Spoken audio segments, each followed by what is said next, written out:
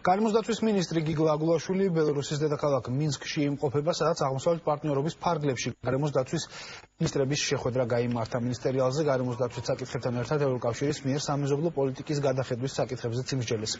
გიგლა აგულაშვილი გარემოსდაცვის საკითხებში ევროკომისარს კარმენ ველას და ევროკავშირის სამეზობლო პოლიტიკის კომისარ იოჰანეს ჰანსს შეხვდა. მხარეებმა საქართველოსა და ევროკავშირის ურთიერთობებზე და ამ ეტაპზე არსებულ გამოწვევებზე ისაუბრეს.